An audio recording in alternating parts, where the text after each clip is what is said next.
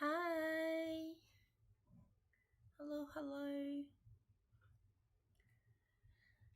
We're going to start in about 3 minutes. I just wanted to make sure that everything was working, so I came online a little bit earlier. I didn't want the problem that we had last Thursday where you couldn't see me, so I'm not touching anything. Hi, Vange.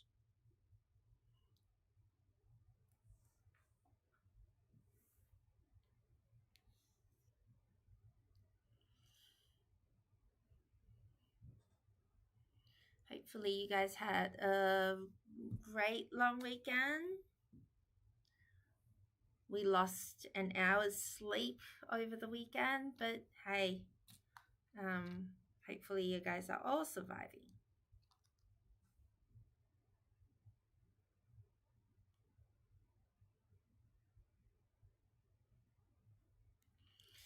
Two more minutes to go. Countdown. 20 people, 20 of you here. Hopefully, there'll be a few more today because the live session was yesterday, and of course it was a public holiday, so that didn't happen. So hopefully I have a few more students in the online session. Will the exam be similar to the play economics quizzes? Alberto is sorting that one out at the moment, so he will have more information as we move along, and he will come along and have a chat about the exam. Hi, Trent. Nice to have you back. I always appreciate your help.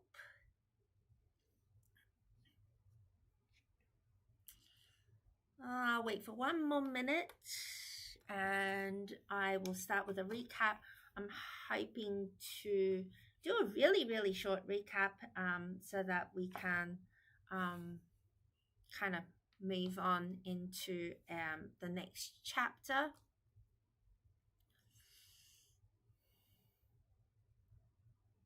Sorry, if you see me look up, it's because the big screen where all the chat is on a different screen that's slightly higher than what my laptop is. I did try to put it on like a table, but I think I'm just looking down a lot more. So hopefully this works. Is everybody good so far? Anybody with questions?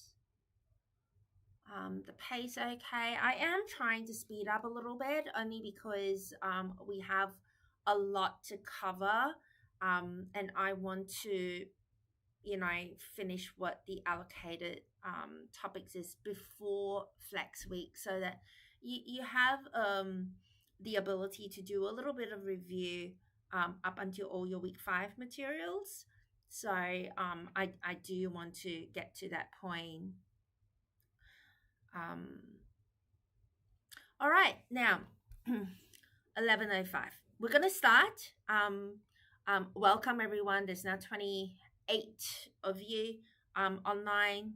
I think that might include Trent and I am not sure. But I'm gonna do a very, very quick recap. Really quick when I say quick.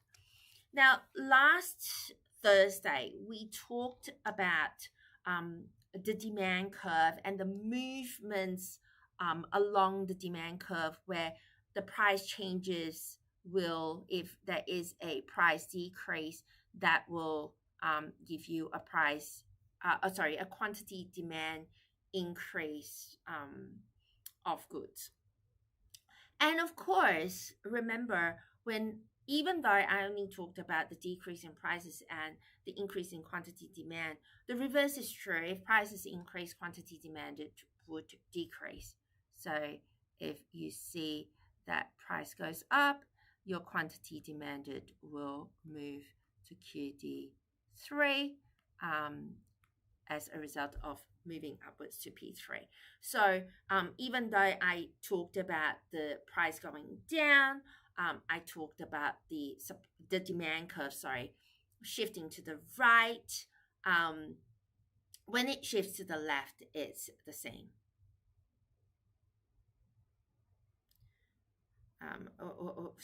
Demand could shift. The demand curve entirely could shift to the left.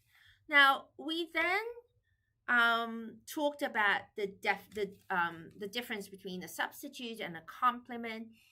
A substitute is a good where if two goods are substitutes, an increase in the price of one will cause an increase in the quantity demanded for the other.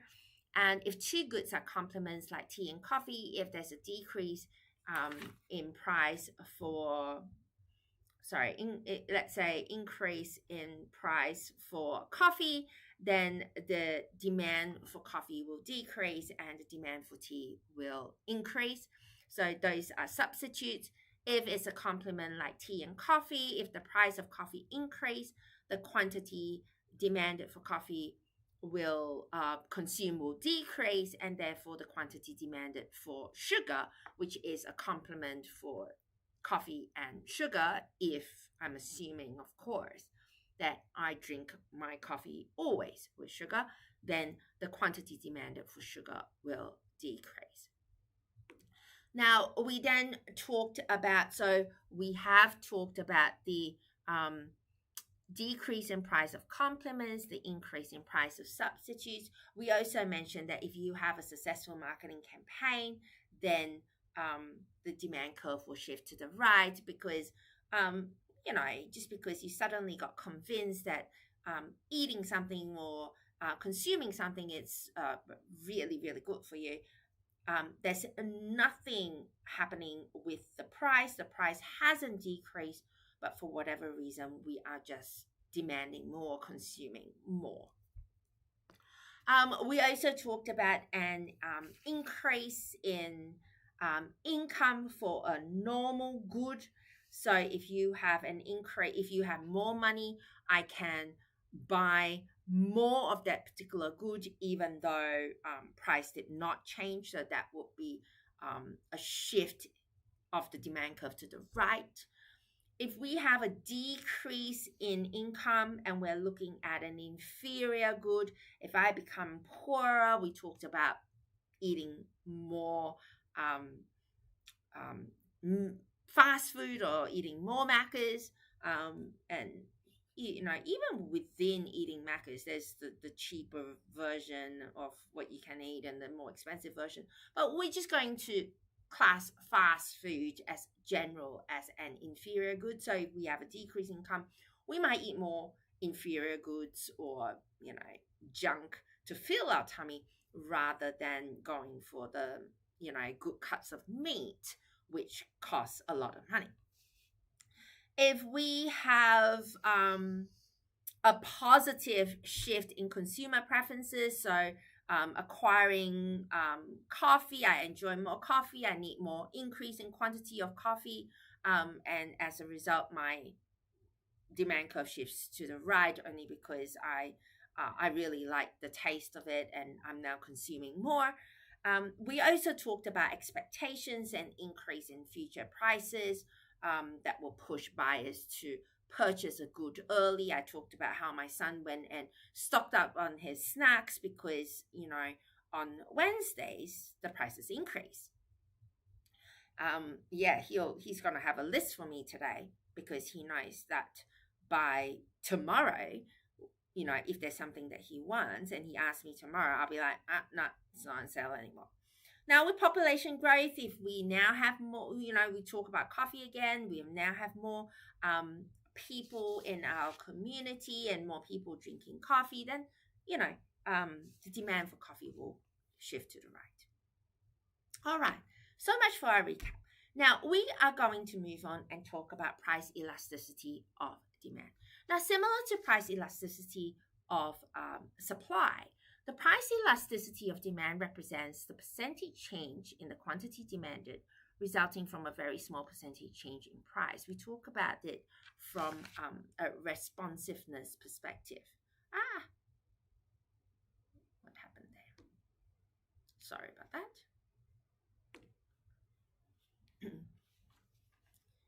Okay.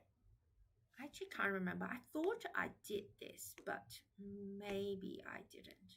Okay, maybe I didn't because there's no annotation and I saved what I did. Okay. Now, so with your price elasticity of demand, we know that if price increase, quantity demand will decrease, and if price decrease, quantity demand will increase. So price increase, QD we know will decrease, and if price decrease, quantity demand will increase.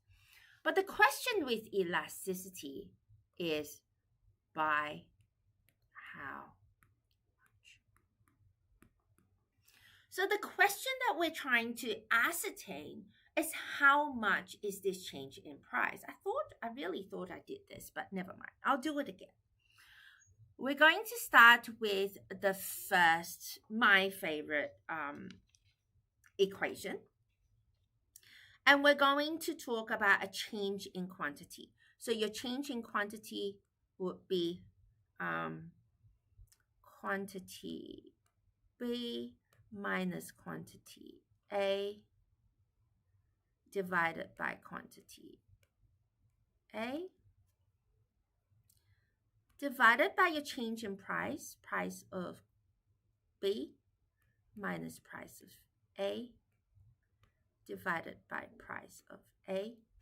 So in this particular example, we have 7, which is the price of B. Sorry, quantity of B, 7, minus 5 divided by quantity of A, which is 5, all divided by price of B, which is 6, minus price of A, which is 10, divided by price of A, which is 10. So that will give you 2 divided by 5, all divided by minus 4 divided by 10. Mathematically, we get 2 divided by 5 multiplied by 10 divided by minus 4. Cancel, cancel 2, cancel, cancel 2. That gives you minus 1. Now, if we are going to do 1 over the slope, we calculate the slope first. Slope equals rise over run. This is your rise, and this is your run. And we are going to go, I'm assuming you know the equation. I'm just going to quickly go 6 minus 10 divided by 7 minus 5, which is minus 4 divided by 2, which is minus 2. Now, 1 divided by slope is therefore minus half. So your elasticity is 1 divided by slope, which is minus half, multiplied by price of A, which is 10, divided by quantity of A, which is 5, and that should give you an answer of minus 1. Now we know that we need to show it in absolute values. So the absolute value, your elasticity,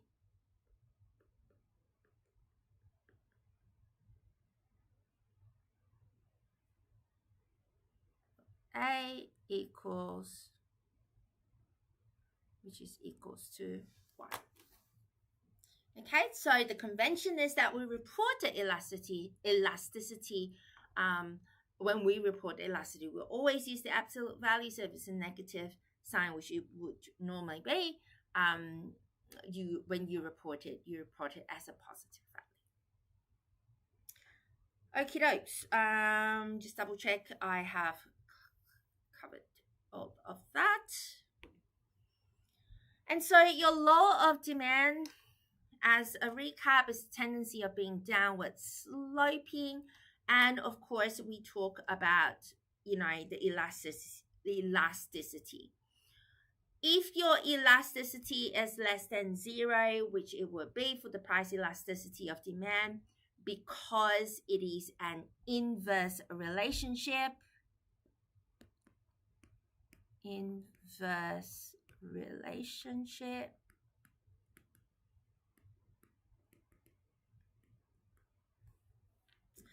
which I have been talking about a whole lot the last lecture and this lecture, which is that when price increase, your quantity demand decrease, or vice versa, when price decrease, your quantity demand increases. So an inverse relationship indicates that your elasticity is less than 0 or negative. Okay, so like I said, we always use the convention and report it as an absolute value. So it's reported as 1 if it's a negative number. For supply, this is not a problem because we normally get a positive result. So if elasticity of demand is less than 1, what that means that a 1% change in price, this is a recap of supply, a 1% change in price will lead to greater than 1% change in quantity demand. If it's equal to 1, a 1% change in price will lead to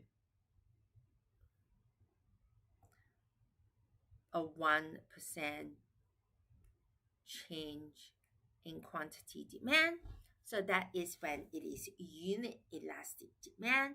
And of course, if it's an inelastic demand, a 1% change in price will lead to less than 1% change in quantity demand. So all it does is tell you how responsive. Where's the definition? The responsiveness of the demand to changes in price. Okay, so it tells you the elasticity.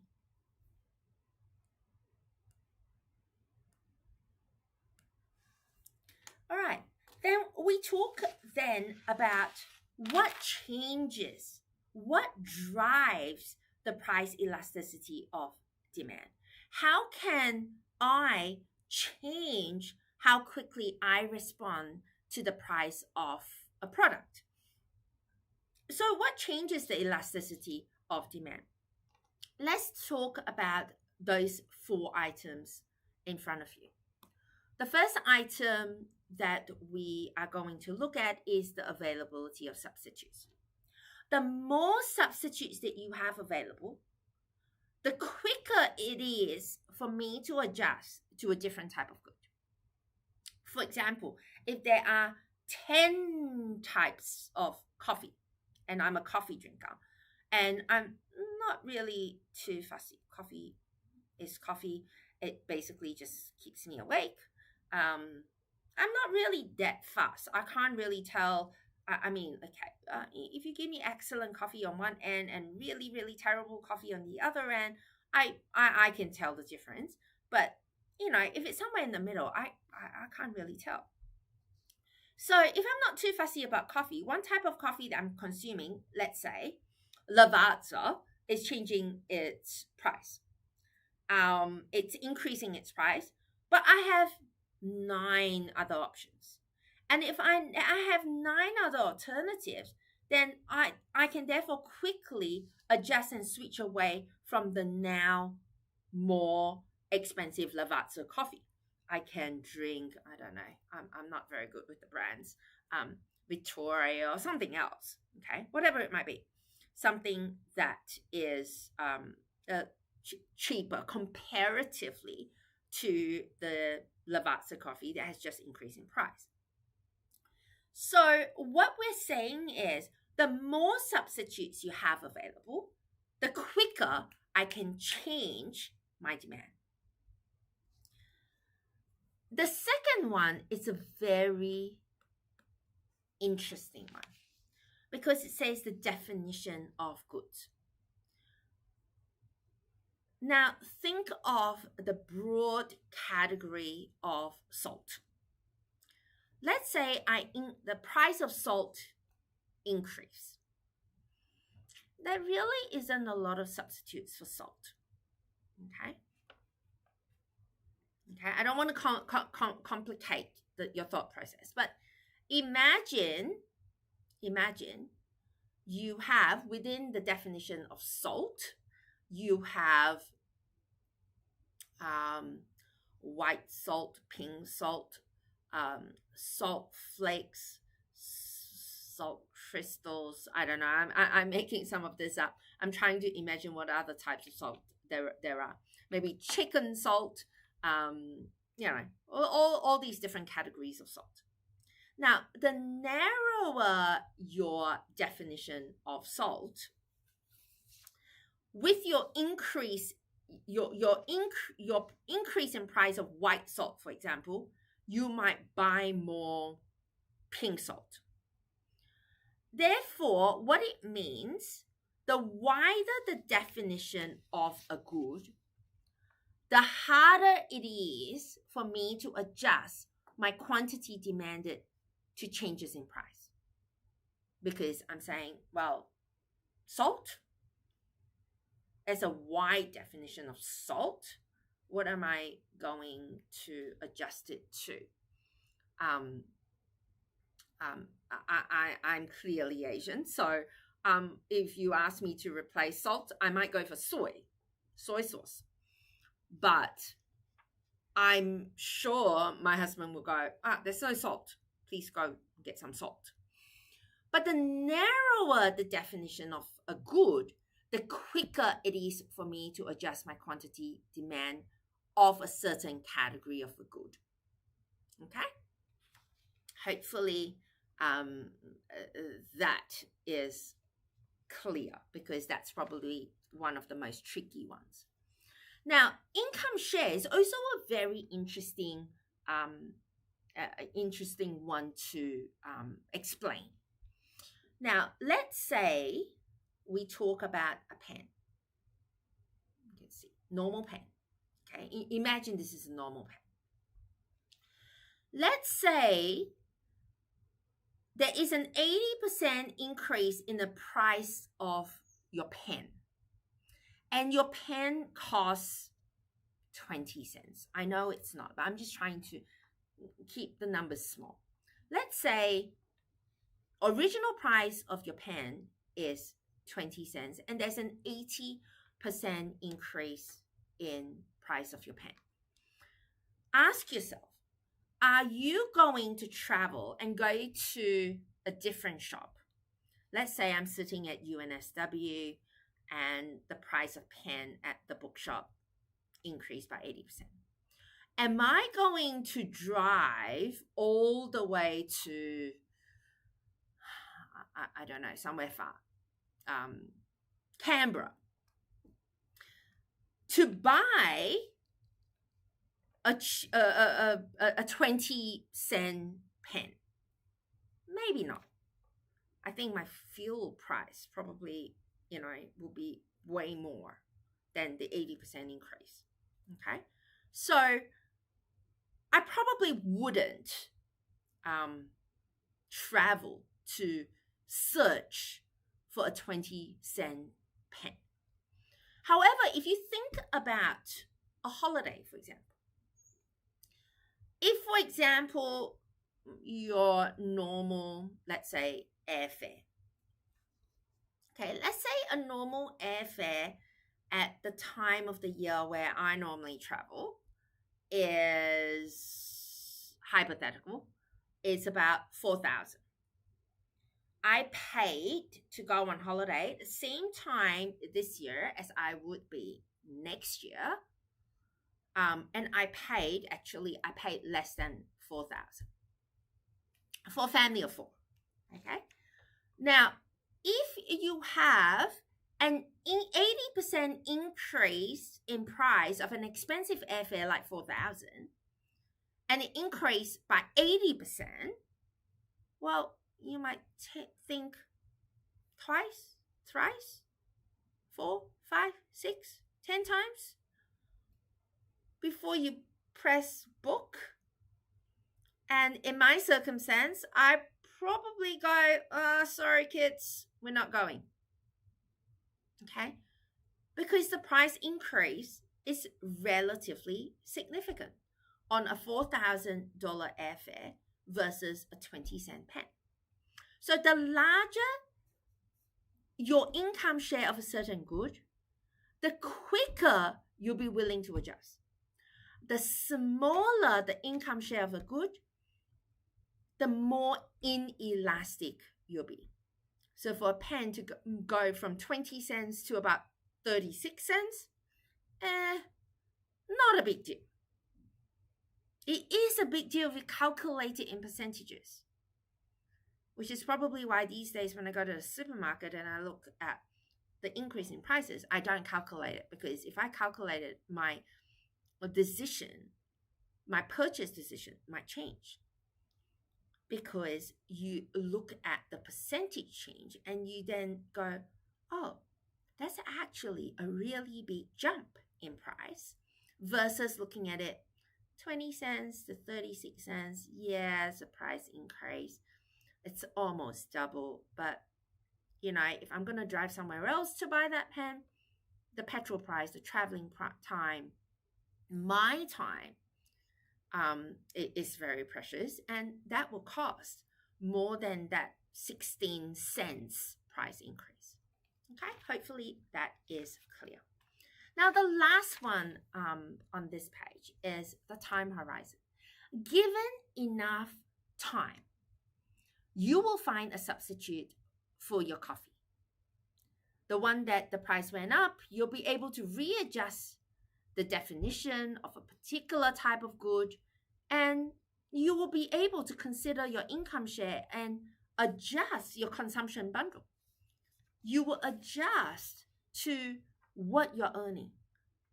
Given enough time, you will be able to respond by adjusting your quantity demanded to a change in price.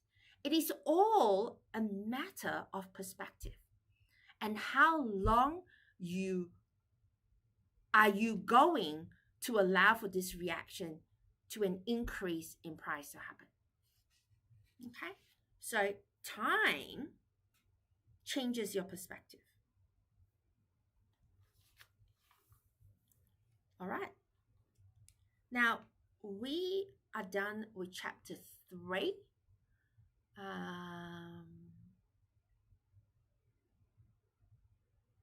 Okay, thank you, Trent, for answering those questions. I am now going to move.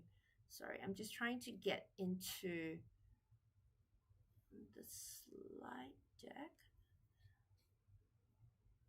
Sorry, maybe it wants me to get out of the annotate mode in order to do that. So just bear with me.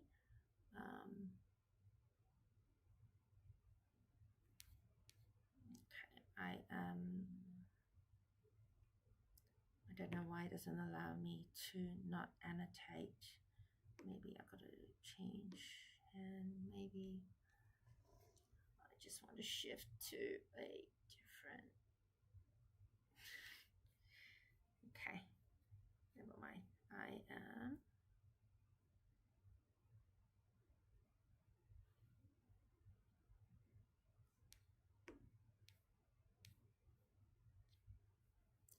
Sorry, guys.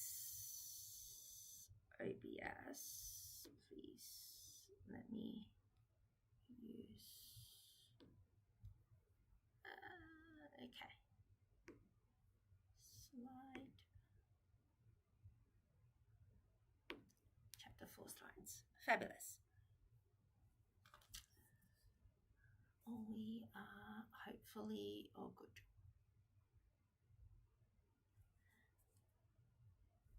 Now, what we're going to do now is we're going to look at chapter 4. We're now going to bring things together. Okay? We're going to bring together a supplier whose objective is to maximize their profit with a consumer whose objective is to maximize their happiness or their satisfaction or their utility. All mean the same thing. Now, in a market, a good model needs to be verifiable. I can't find a market with only one consumer and one producer. Usually markets have a lot of consumers and a lot of producers. So the first step is to aggregate all the suppliers or producers together and have only one curve for all of them. This will be called the aggregate supply. So we're going to have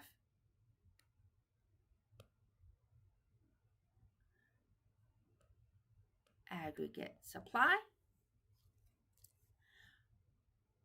In step 2, we're then going to take all the consumers that are out there and we're going to aggregate their individual demand curves together to create an aggregate demand curve. So we can't plot a billion demand and a billion supply curves. So we aggregate all the producers in one group and understand what is their aggregate supply curve. And we aggregate all the consumers in one group and we understand what is their aggregate demand curve. And then we put them in the same graph. Okay. So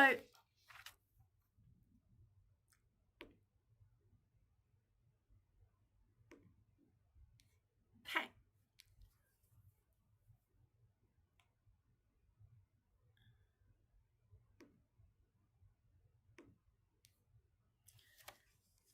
So how do you aggregate individual supply curves to create an aggregate supply curve? I think I missed one slide. There it is. Sorry about that. So I knew I was going to talk about supply first. And here we talk about tie, supply curve for tie, supply curve for Theo. So your quantity for tie, if we take the 1 for tie and the 2 for Theo at price 1, that will bring you to quantity 3 at price 1. Okay, and at price 2, Thai's quantity supplied is 2. Theo's quantity supplied is 4. So at $2, our quantity supplied is a total of 6. So Theo and Thai are our producers that we aggregated their supply to create an aggregate supply curve. Okay. So the same will be true for a billion suppliers, but it'll take a lot of time to sum up a billion suppliers. And so in this example, I kept it simple. We're going to keep it to 2. And I showed you how to come up with the aggregate supply curve. You can do it for 1 billion or 1 million supplies. Then we're going to look at our demand curves. We do that in exactly the same manner. So we sum the demand curves horizontally as well. So at $2, your demand would be 2. At $2, Isa's demand is 4. And so your aggregate demand curve at $2, this is $2, this is $2. Your total demand is 4 plus 2, which is 6. But of course, if price increase to $4, Ting's quantity demanded is 1. Isa's quantity demanded at $4 is 2. And so the aggregate demand at $4 will be 2 plus 1, which is 3. Okay, so really, that's not a hard concept. So we sum them horizontally. Now, aggregate demand or supply as a definition represents the horizontal sum of the individual demand or supply curves. So now we're going to talk about market equilibrium, something that is really, really important. How much gets traded in the market and at what price? How much gets traded in the market? How much are consumers willing to buy? And how much are producers willing to sell?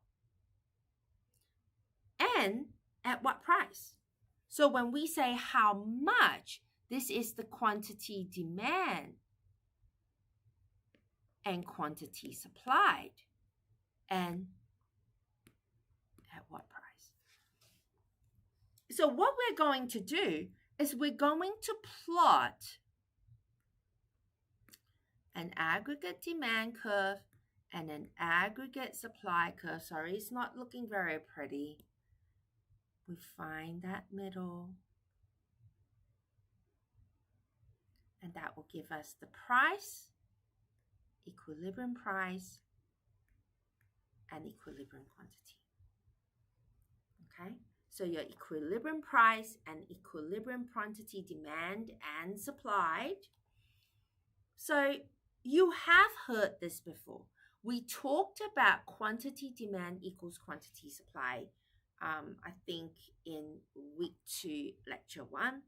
And we defined a market. We said that the total suppliers who are willing to sell and overall consumers who are willing to buy a certain quantity at a certain price. Then we said that the market is in equilibrium when the quantity and price are stable. So what does it mean by stable? So we are at equilibrium if your quantity and price are stable. We are at equilibrium. So the golden rule for price is such that quantity demand will be equal to quantity supply. So this quantity at equilibrium is quantity demand, equals quantity supply. And that is your golden rule. Okay?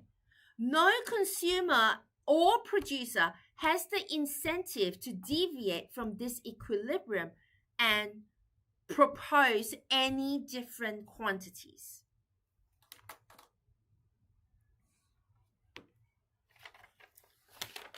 Now, we're going to start by talking about excess supply and excess demand. I'll come back to this. Okay? I'll come back to this. Now, we're going to talk about the world of perfect competition.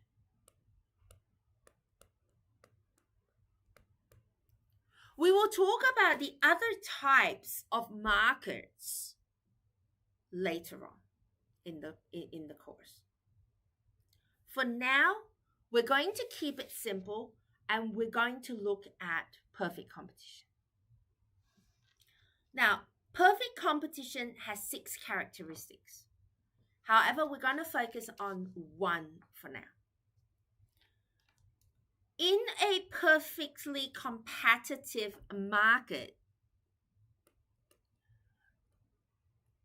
your producers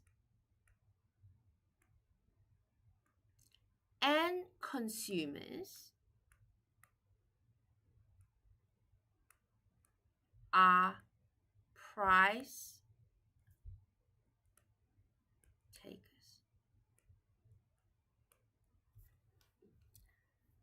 They are price takers, and I'm going to explain what that means. And I'm going to show you on the graph what it means. They are price takers. They are not price makers. They are unable to make their own price. They can try. They can propose whatever price they want. But what the market is going to show you is they're going to push their demand and supply in such a way that they will have to eventually take the equilibrium price. Okay, let's have a look at this graph.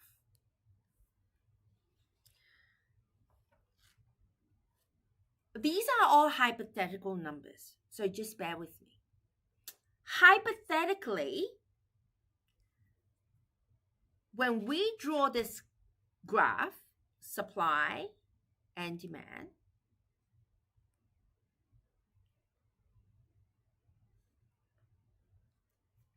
the price that is at equilibrium is 80 cents. But let's say suppliers do not like the price of 80 cents. The question that I'm going to ask is what is going to happen if, let's say, they want to propose a price of $2. They want this price. Okay. This is significantly higher than the equilibrium price of 80 cents. So for a price that it's that high, who is really going to like a high price? Suppliers, of course, because we talked about the law of supply and we mentioned that if price increase, your quantity supply would increase. So suppliers love a high price, but consumers, not so much. Consumers don't like a high price. So if price increase, your quantity demand will decrease. Let's have a look at it on the graph, on the diagram. We use horizontal interpretation on this graph. So you tell me the price, which is 2. I will move horizontally.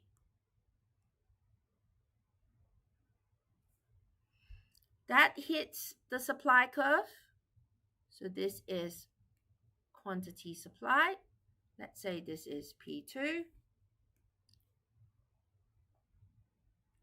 And it hits the demand curve. This is quantity demand 2. So I'll go horizontally and I'll tell you the quantity supplied using the supply curve, and I'll tell you the quantity demanded using the demand curve. What do you see? You see that your quantity supplied is significantly larger or higher, whatever word you want to use, than the quantity demanded. Now, let's give a very, very, very easy and unrealistic example.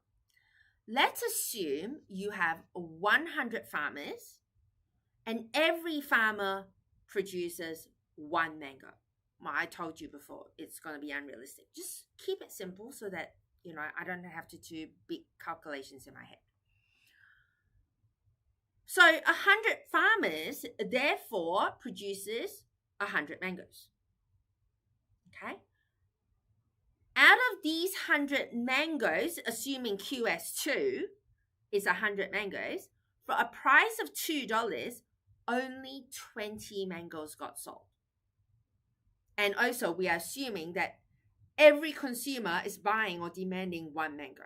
Every producer or farmer is supplying one mango. Okay?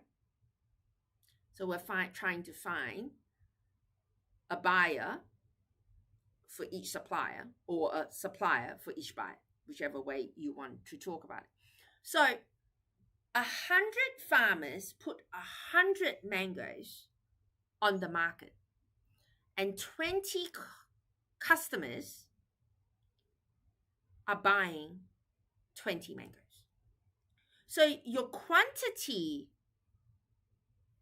here, your quantity supplied is significantly greater than your quantity demanded. This is what we call excess supply here.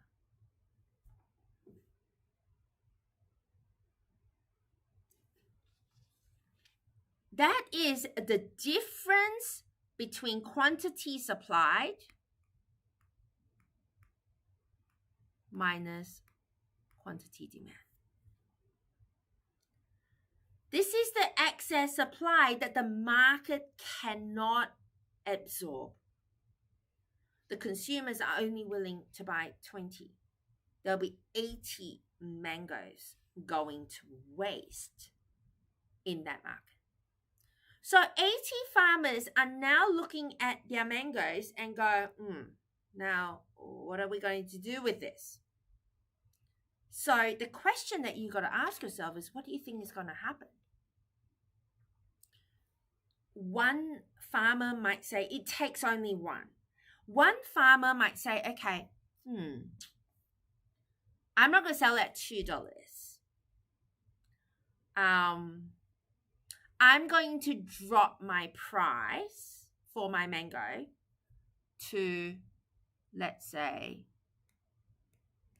$1.95. So at this price, I'm then going to go horizontally. I deliberately want to see a little bit of a change. You could do $1.99, $1.98, $1.97, $1.96, $1.95, and all the way down to 80 cents. But, I'm just going to do it in 5 cents increments just to keep it a little bit simpler. Quantity supplied 3, let's say. Okay, so 195 is P3. And I use the demand curve, and that would be QD3. So very clearly, my quantity supplied is decreased at $1.95, and my quantity demanded has increased at $1.95. So the farmers are going to keep decreasing the price because they all want to sell off their mangoes. So the first person decrease their price and somebody buys it. Second person decrease their price and somebody buys it. So the market forces are forcing the prices to go down. So the market forces are pushing that price down.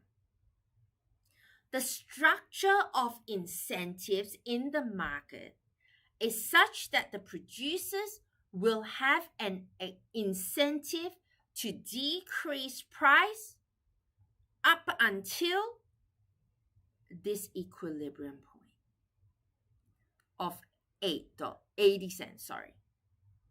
Okay, push, push, push, push, push until it stops at equilibrium. Now, the other question that you know students ask is, why stop at equilibrium? Well, we stop at equilibrium because the equilibrium point is a very, very special point. This is the point where quantity demand is equals to quantity supply. Now, every supplier now has a buyer. So, every farmer's mango has been sold to a supplier. And so no one has an incentive to lower that price anymore. That is the reason why producers in this market, in this type of market, in a perfectly competitive market, are equilibrium price takers. They can set up whatever price they want, but in the end, if they want to sell, they will have to abide by the equilibrium price. Let's have a look at it from the flip side. Let's look at it from the consumer's perspective. Okay?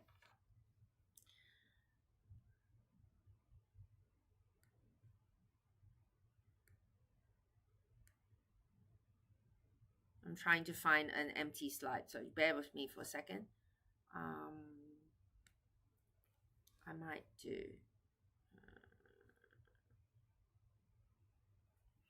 might do this only because I don't really want to erase it.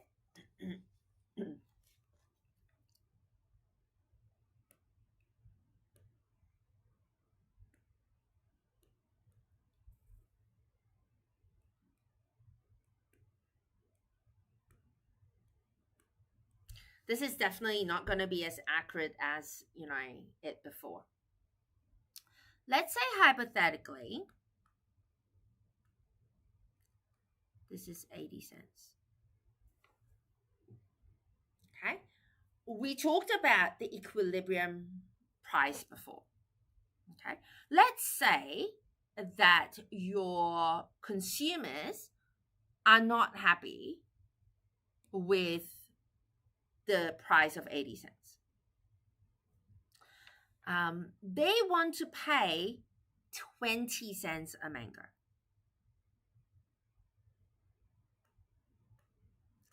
So at 20 cents, we say, okay, let's use the supply curve. This is your quantity supplied, and this is your quantity demanded. Let's say this is P2. Okay, so this is QS2, this is QD2. So clearly, when it's at 20 cents, your quantity demand is at QS2 and your quantity demanded is at QD2. Lots of people want it. Not too many suppliers want to produce. And so this is therefore called excess demand.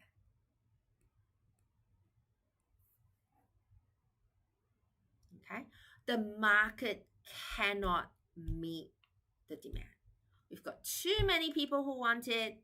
We don't have enough people to supply it. So let's use a number. Let's say 60 consumers at QD2 want to buy mangoes, but only 10 farmers at QS2 are happy to sell the mangoes at 20 cents. So it is now enough for one consumer to, let's say, offer the farmer 25 cents.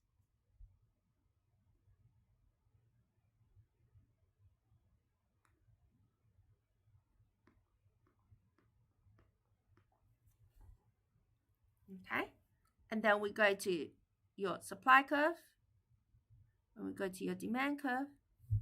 Now we see that your demand has now decreased to QD3, and your supply has increased to QS3. Okay, sorry for the ugly diagram. I've been trying to practice to make it look prettier, but God. So your quantity demanded has now decreased because of that slight tiny increase in price, but your quantity supply just increased. Okay, and more consumers will therefore keep reacting, and it will move, your market forces will move it toward the equilibrium price. Okay, so same thing as before. There's no incentive for the buyer to offer a price more than 80 cents. Every buyer has now a supplier, and there's no tendency to change. Okay, so the equilibrium price or equilibrium quantity is just the quantity supplied equals quantity demand, vice versa.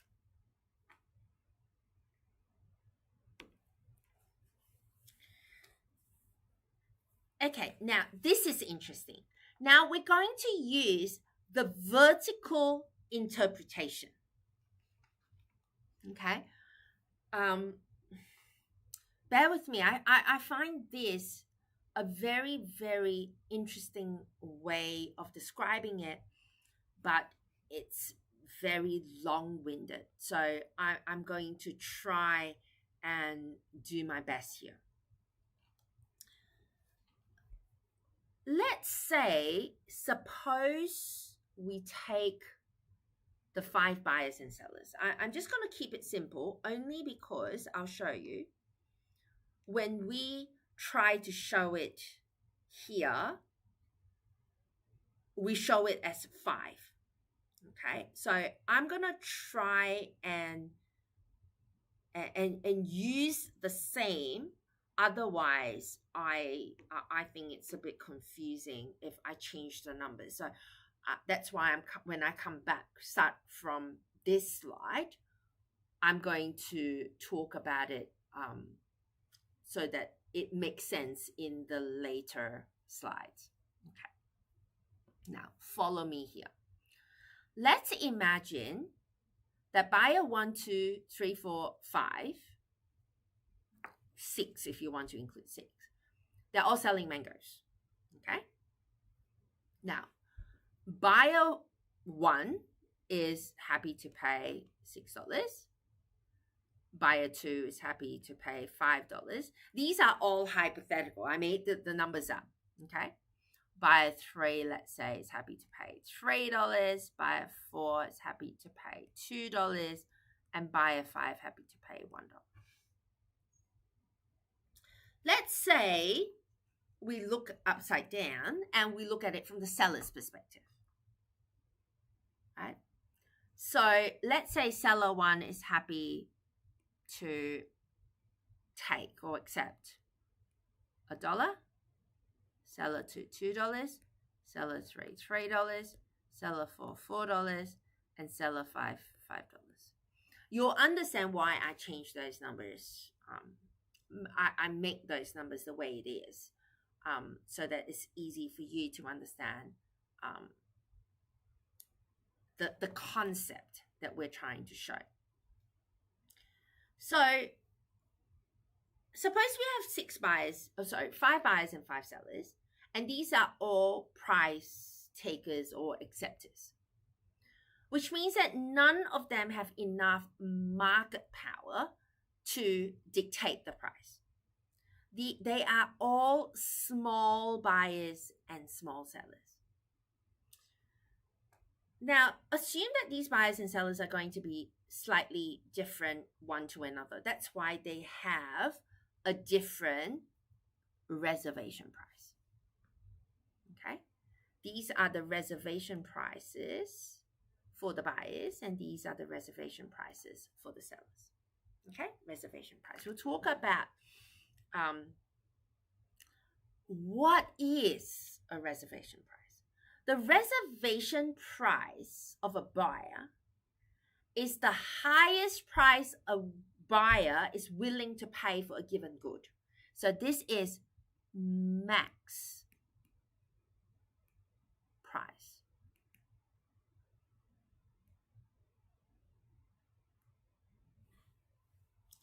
Max price buyer is willing to pay for this mango.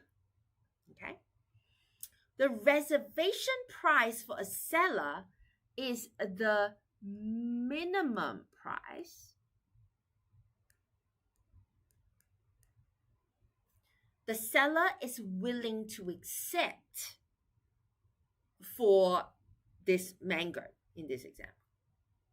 Okay, which is why we call them price acceptors for the seller and price takers for the buyer.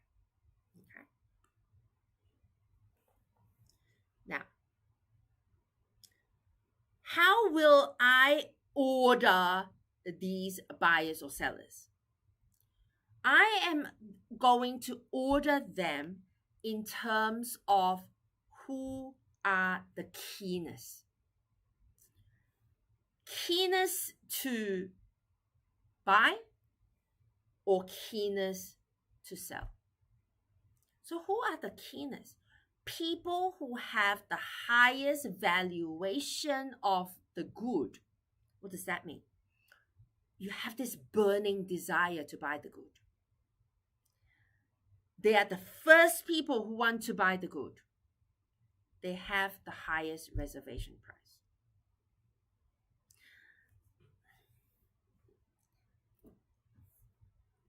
I'm not sure if this translates, but imagine, I know that the iPhone 17 is just been released, but imagine this. Imagine that you are in the month of June. Imagine today is 7th of June and iPhone 17 has not been released. But you know that it's going to be released and you might be happy to even pay a premium to get the very first one. Okay? So your valuation of that good is very, very high. You're happy to pay the price plus a premium. I don't know why people would, but I'm sure there are people who are happy and they have the money and they want to be the first adopters. Whereas for me, I'm like, yeah, I'll wait till that goes on sale or something like that. I don't know.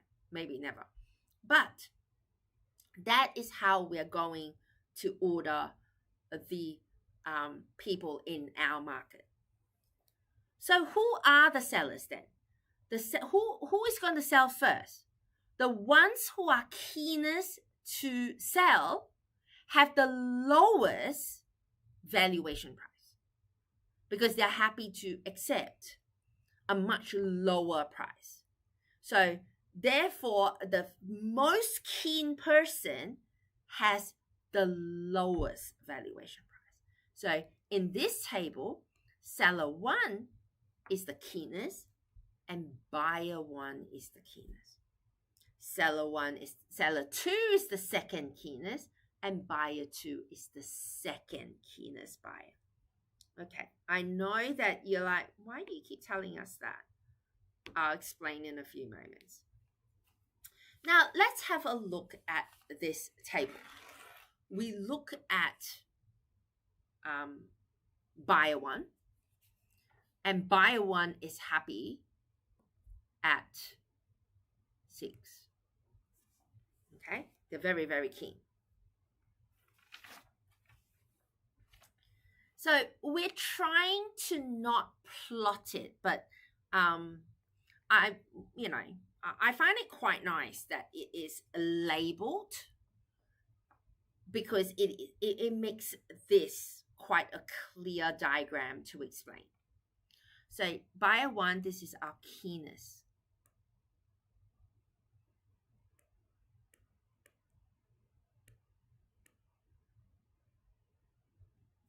Okay, keenness buyer.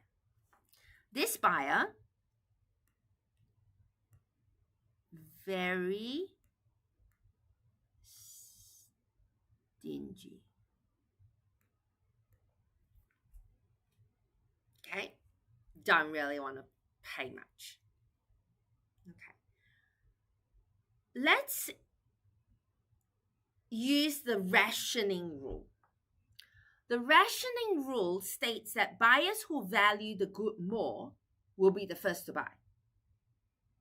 So that's why we talk about the keenness buyer.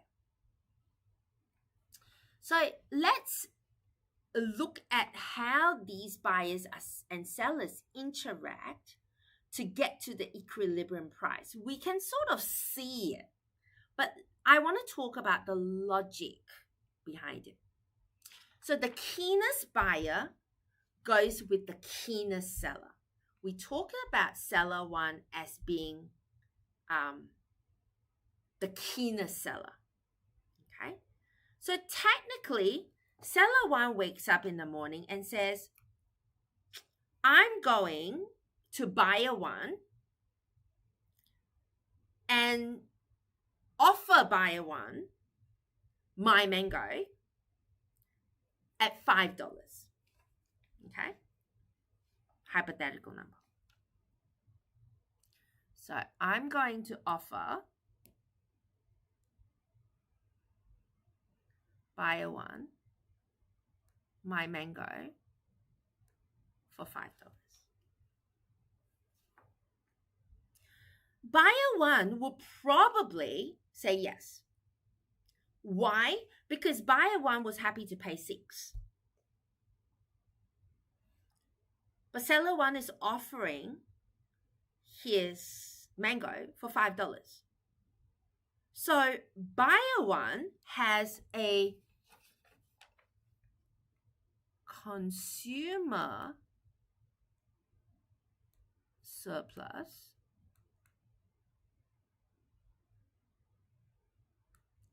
for buyer 1 of, he's willing to pay $6. I offered $5, so the consumer surplus is $1.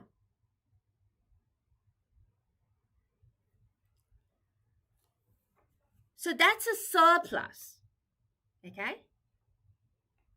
The difference between what they're willing to pay and what they end up paying is the surplus. Is this good for seller 1? Very good. Why? Because seller 1 was happy at $1. But now he's going to, if this is a successful sale, he's going to get $5. So what is the producer surplus?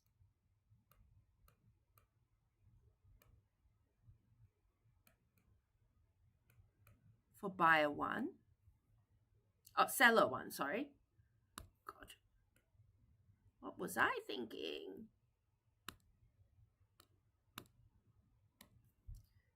Seller 1 equals, I'm going to collect $5, but I was happy with $1, so my surplus is $4. So yay! The producer surplus is the difference between what the producer is actually getting and what the producer was willing to accept in order to sell you that mango. Okay. Now, let's look at the second scenario. I know I'm going to go a little bit faster now. In the second scenario, the second keenness seller goes with the second keenness buyer. So that will be seller 2 and buyer 2. And seller 2 goes to buyer 2 and says, do you want to buy my mango for $5? And the consumer surplus for buyer 2, I'm going to try and use the previous calculation. So just change it to 2, rewrite it on your note. Was $5 because seller 2 was originally happy with $5, so that was $5 instead of 6. And I'm selling it for $5. Okay? So the cost benefit principle that we learned before says marginal benefit equals marginal cost. So, yeah, the surplus is 0. Yep, we're still going to go ahead and accept the $5. Okay? So we are going to the seller, the buyer is happy to accept that trade. But with the producer surplus, producer surplus, seller 2, the minimum price was 2. So the producer surplus for seller 2 is 5 minus 2, which is 3. So seller 2 is still very happy because seller 2 was happy to accept $2, but he's now getting $5. So, yay. But let's look at the next keenest pair. The next keenest pair, I'm going to try and change this color. The next keenest pair is this pair. Okay. Let's say seller 3 is going to go to buyer 3 and ask them to buy their mango for $5. Okay. Seller 3 is going to buyer 3 and says, hey, happy to buy for $5. Buyer 3 is like, huh? Why? Because their willingness to pay was 3. So the consumer surplus for buyer 3 is 3 minus 5, which is negative 2. So buyer says, no. I don't want to buy this. I'm out. Okay? Even though the producer surplus is 5 minus 3, which is 2. The producer is still quite happy to sell at 5 because his minimum price was 3. There's still a producer surplus of 2. But we can't match seller 3 with buyer 3. So buyer 3 is sitting this trade out, and seller 3 has no buyer. Seller 3 goes, I was willing to accept $3, but the price in the market, this is market price. Okay? Market price is $5. Now, seller 3 goes, well, I'm originally happy with $3. Market price is $5. How about I drop my price? I'm going to drop my price to $4. Nobody's going to stop me. My limit is 3. So I'm going to drop my price to $4. And seller 3 is now going to find the keenest buyer. Remember, our keenest buyer is buyer 1.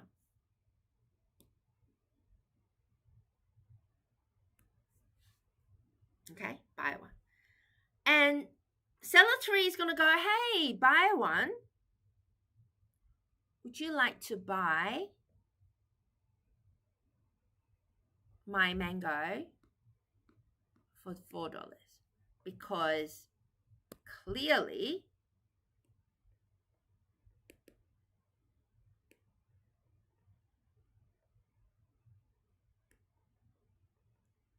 sorry, the eraser is super touchy.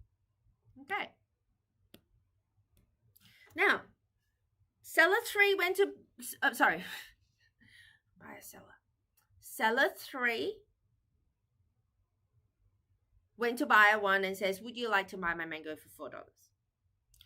Buyer 1 now go, well, I actually had an agreement with seller 1 to buy that mango for $5 and make a consumer surplus of $1.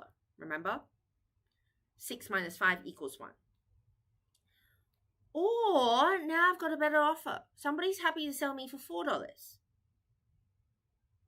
And at the price of $4, my consumer surplus is 6 minus 4, which is $2. Ooh. Buyer 1 likes the $2 surplus more than the $1 surplus. So buyer 1 says, let me see if I can, no, I'll do it partial.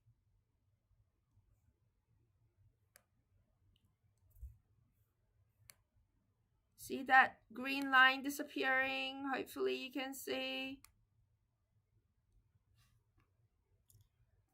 So buyer 1 says, sorry, seller 1, see you later. I don't want to buy from you.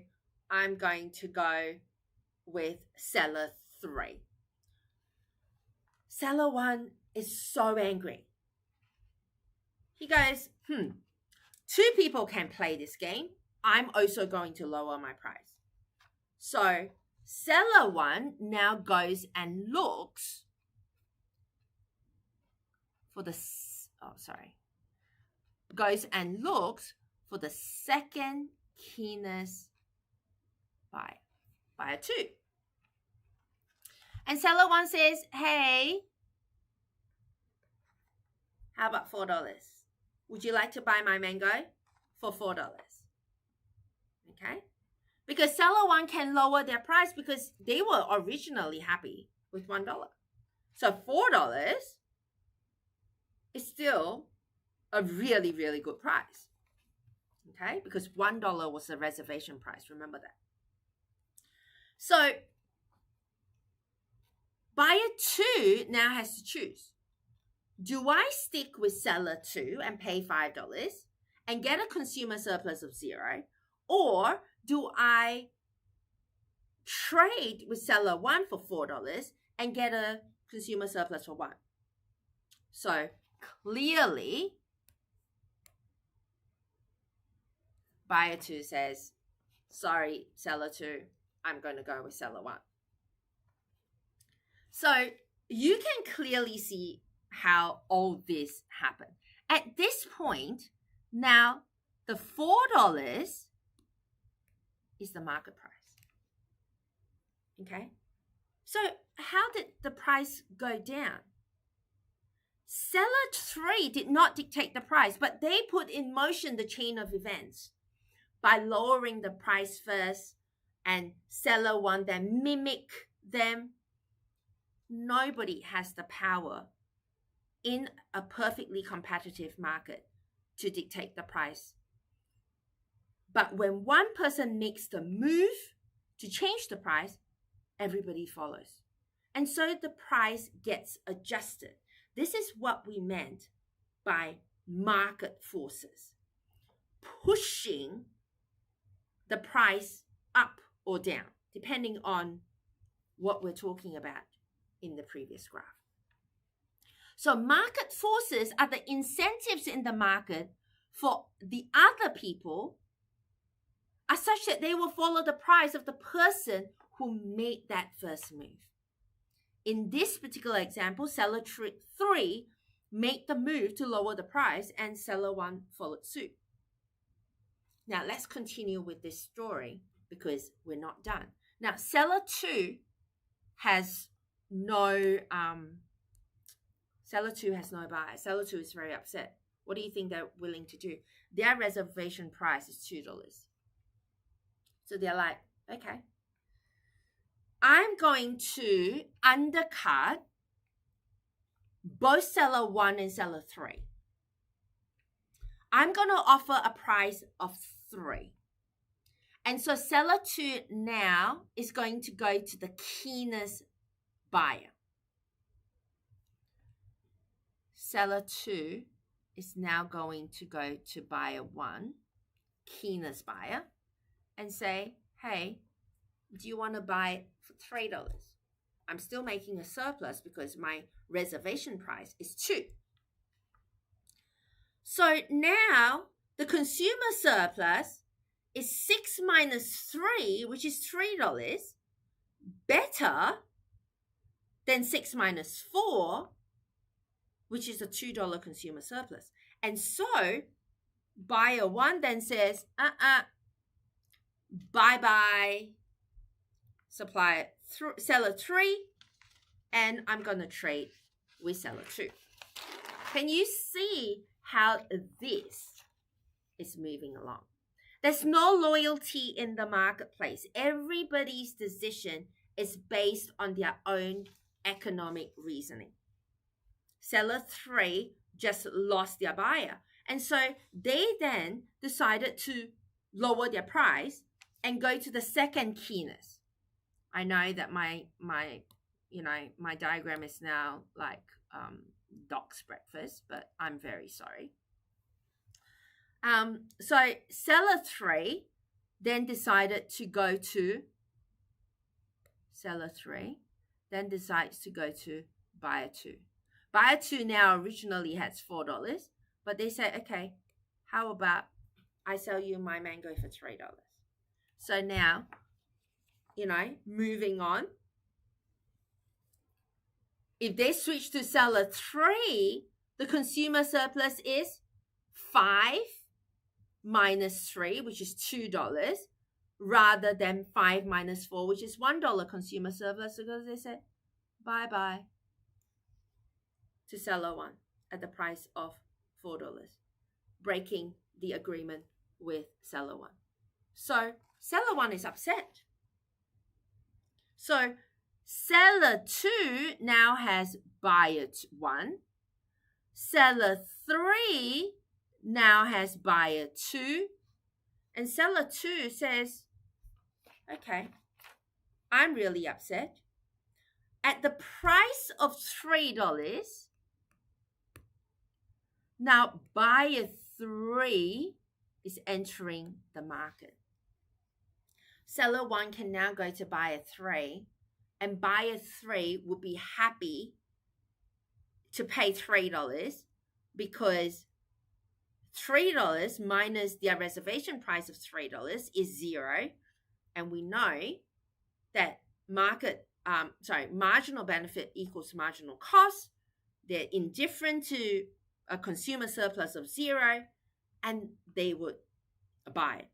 Therefore, now all the transactions are $3, and that is now the market price of 3. And that's now the equilibrium price. Sellers, trying to find something which I haven't used. Sellers 4, there's seller 4. Seller 4 is here. And seller 5, they're not going to sell. Buyers 4 and buyers 5, price is too low, they're not going to buy. Okay. So all the reasoning that we've done so far is based on the concepts of consumer surplus and producer surplus. You're going to compare your consumer surplus and your decision making as a consumer to maximize your consumer surplus. Okay. Let's see. So I talked about the rationing rule, stating that the buyers who value the good more will be the first to buy. I looked at the different slides.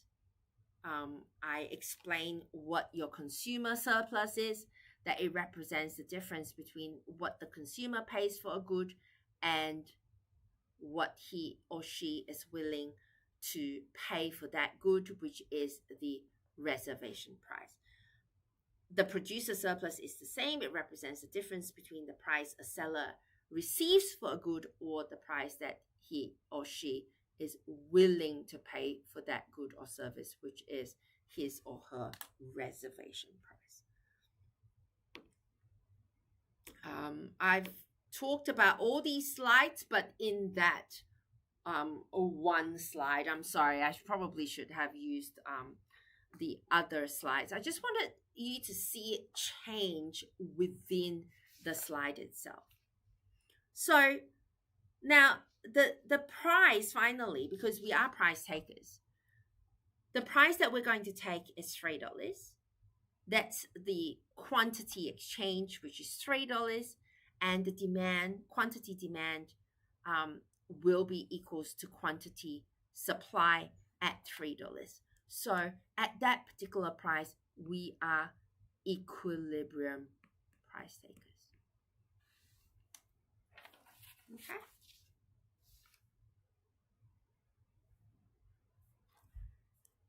Now I've got 2 minutes left. I'm going to stop here. I'm going to do a quick recap on Thursday and then finish off what the explanation of total consumer surplus, total producer surplus, and total surplus. So we're going to end probably here for today. If you have any particular questions that you want to ask, please don't hesitate to put it in the chat. Trent and I will attempt to answer all your questions. Thank you so much for today. Thank you for bearing with me and my very, very long example. Unfortunately, it's just that's the only way to explain this particular concept of consumer surplus and producer surplus. All right, everyone. I look forward to seeing you all on Thursday, same time. Log in. I think I can say same channel. And thank you so much for bearing with me. All right, I'm gonna finish off here. I'll hang around for a little bit. I'm just gonna see if I can turn off the camera, but I'm gonna hang around for a little bit just to see if there are any more questions flowing in. But yeah, I will see you all on Thursday. Looking forward to it. Bye, everyone. Have a great day ahead. See ya.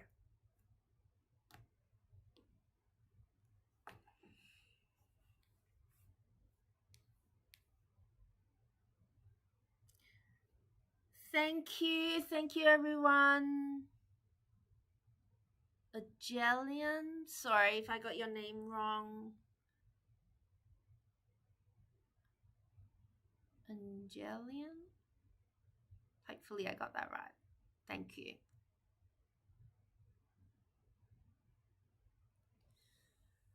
And a big thank you for those of you who have been popping questions in the chat. And thank you, Trent, once again, for answering all the questions.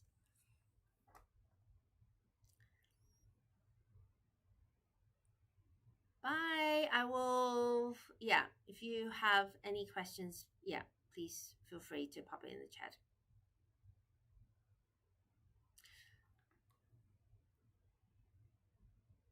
Bye, Vanisha. I hope that's the way I pronounce your name.